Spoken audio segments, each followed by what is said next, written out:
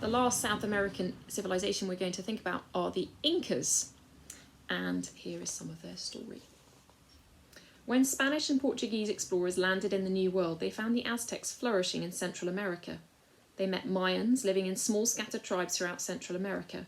But when they travelled south down into the continent of South America, they found yet another great civilization, the civilization of the Incas.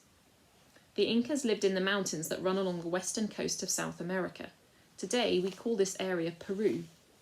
Like the Mayans, the Incas believed that their king was descended from the sun god. Here is the story they told about the beginnings of their civilization. Inti, the god of the sun, presided over the earth. Each day he rose and soared above it, looking down on it from the clouds. Each evening he sank down beneath it and swam through the waters that lie beneath the earth, back to the earth's far side, so that he could rise and soar over it again. But when Inti looked down on the earth, he wasn't pleased with what he saw. The people who lived there were like beasts. They lived in the grass and ate what they could catch with their bare hands. Their hair grew in long, tangled knots. They wore no clothes, and when they met each other, they fought like wild animals.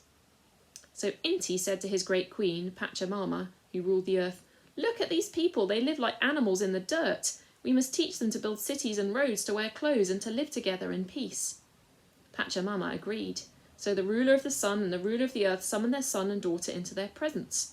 "My children," the sun god Inti said, "we're going to send you down to earth to teach the people who live there how to be civilized. Take with you this magical golden staff. When it leaps from your hand and sinks into the earth, there you will build a great city." The son and daughter agreed. Now the gods can enter the world of men, but they must do so through a door of still water. Inti's son and daughter found the door in Lake Titicaca. They passed through the door, rose from the lake, and began to walk through the world of men. Everywhere they found hunger, fear, and disease. Wherever they went, they taught men to speak, to build houses, to use herbs and spells to heal their disease, to grow food, to dress and cut their hair. Men began to stand up from the earth and to live as human beings. And Inti's son, Manco Capac, carried the magical golden staff with him everywhere they travelled. One day, as they walked through a fertile valley, the golden staff leapt from Manco Capac's hand and sank deep into the earth. "Here is where we must build our city," Manco Capac said to his sister. So they began to build. Soon men came from all around to live in this city, built by the gods themselves. They named this city Cuzco, and the sons and grandsons and great-grandsons of Manco Capac, the son of the god Inti, sat on the throne in Cuzco until this day. Cuzco was the capital city of the Incan Empire. This story claims to tell how Cuzco was built and why the king of the Incas had the right to rule there. Today, archaeologists can see from the ruins of Cuzco that it was a great city where thousands of Incas once lived. It had straight streets paved with cobblestones. The houses were made of stone, cut so carefully that the blocks fit firmly together without any mortar. They had very small doors and no windows, because the mountain air was so cold, and the city itself is laid out in the shape of a puma, an animal sacred to the Incas. The Incan people never learnt to write, and they kept no histories, so we don't know very much about most of the Incan kings, but we do know that an Incan king named Huayna Capac became king of the Incas in 1493, the year after Columbus first landed in America.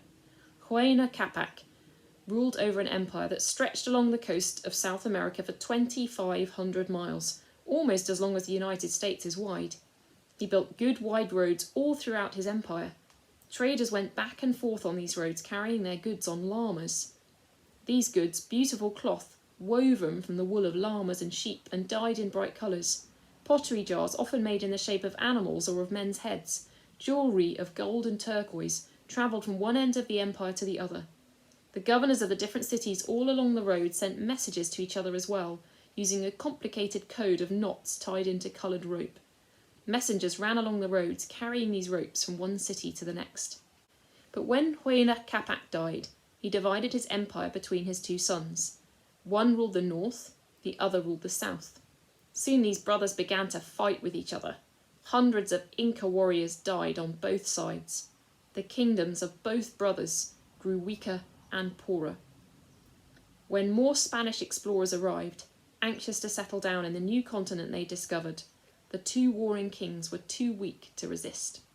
The Spanish marched over those broad, smooth Incan roads from one end of the empire to the other and destroyed it.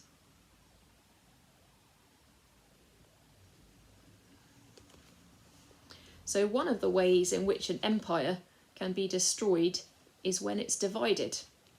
And then the Spanish were able to just drive through all that they had built and use it for themselves. And we're going to look, as we think about the Incas, about one of the Incas' most famous constructions of all. And I'll be sending the link to you with the lesson as well. You're going to explore their famous building of Machu Picchu.